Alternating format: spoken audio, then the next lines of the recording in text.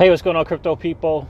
It is your boy, the Crypto Siege, with another day in the life and the crazy life that is cryptocurrency. Video number 2, guys.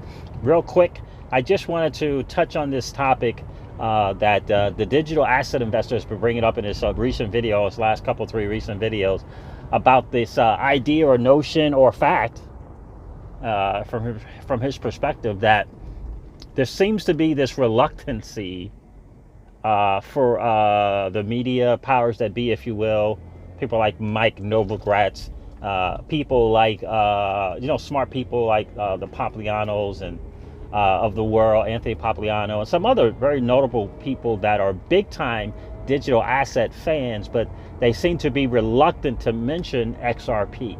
And some of these guys that he pointed out are actually investors. And like he just talked about the people from Circle, investors in Ripple, the company, but they're very, very reluctant to talk about XRP. And he said it's kind of weird, like it's not a negative. They don't talk negative about it. They just don't mention it unless they're asked about it, and then they'll have a quick answer to it, 60-second answer, and then they're on to the next topic. And like, why is that? He brings up he makes some good points as to why is it this reluctancy to mention XRP, to talk about XRP. And now he seems to, he says he's going to keep bringing it up because he gets the answer because he knows someone knows the answer. And I'm going to tell you what I think. I think that the powers that be do not want XRP in the hands of the regular retail investors. People like you and I, the average Joe and average Jane. And again, the powers that be, it could be old money, it could be the people who are going to make XRP the standard, the bridge currency, and these type of things. They don't want the XRP in the hands of retail people. And I think it falls in line with the thinking. I believe it's from Shane Ellis, who stated that, number one, quite frankly, he said a 500 or 1,000 or 2,000 XRP is nothing compared to what it's going to be. But I believe he also said, it might have been Galgatron, but I think it was Shane Ellis, who also said that the real price, and if you guys know this, please comment in the comments. I would love to hear it. Who said this? But someone said, very, very smart, said that the real price for XRP cannot be set, cannot get there without or until the retail investor was out of the market. Let me say that again. The real price for XRP, the digital asset, cannot be set, or we can't get to the real price of XRP. And I believe it's going to be a valuation and a price set based on use case, based on utility. And what this guy is saying is that we can't get there until we can't get to this valuation point, okay, or price set, if you will. We can't get there until the retail market is out of the space. In other words, until we get to the $20 and $100 and the $500, and whereby we're going to get rid of the majority of the holders, we can't get to the real value of the XRP. This is this person's argument.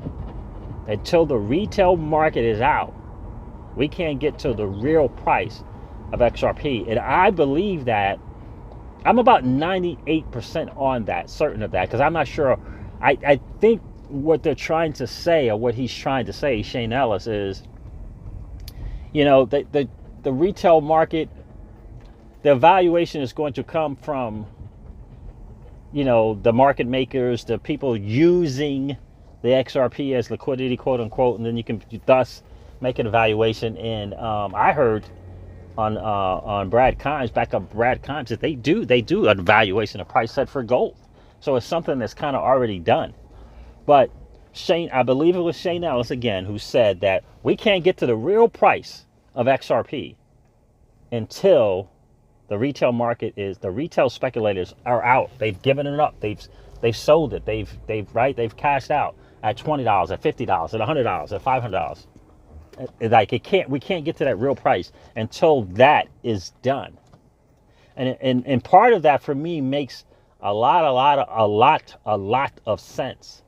And I think that the reason why it's not, to speak to what the digital asset investor is saying, the reason why it's not being talked about by people who are invested in a Ripple company, who obviously know the value of of that software, who obviously know what's going to take place with XRP, who obviously know that what the people at if you and I know what the people at the IMF are looking into and considering, if you and I know about the faster payments task force, if you and I know about the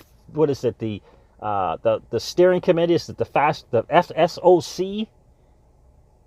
If you and I know about these things, are you telling me that the people on the inside, on the know, you're telling me they don't know about Ryan Segon and what he's doing, or Dilip Rao and what he's doing, or Miguel Diaz? You telling me they don't know about Brad Garlinghouse in photo after photo and session after session with the people from the IMF? You telling me they don't know that?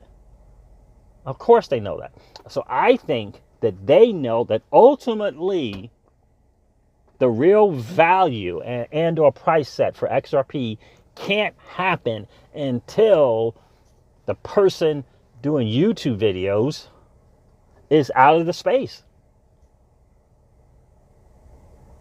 That's what I believe. We as retail investors have to be out of this space in order to, quote unquote, they will obviously, here's the thing, they don't want 1 million people owning 20,000 XRP. That's what I believe.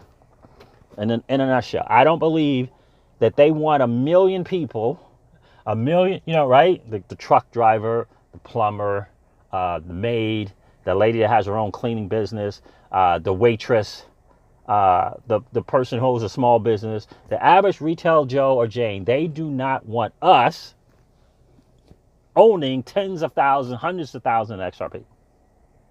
That's why it's not talked about. Why and why in the world would you talk about Bitcoin and Ethereum? And I love that the digital asset investor brought this up, December 14th. And he went back to the date.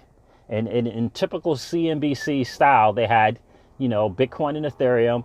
And it's obviously, they talked about their market cap at the time. And they skipped over XRP and put Bitcoin and Ether. And I've heard a couple of people like Mike Novogratz, and I think someone else say, we should be focusing more on Bitcoin and Ethereum, and then perhaps in the future XRP.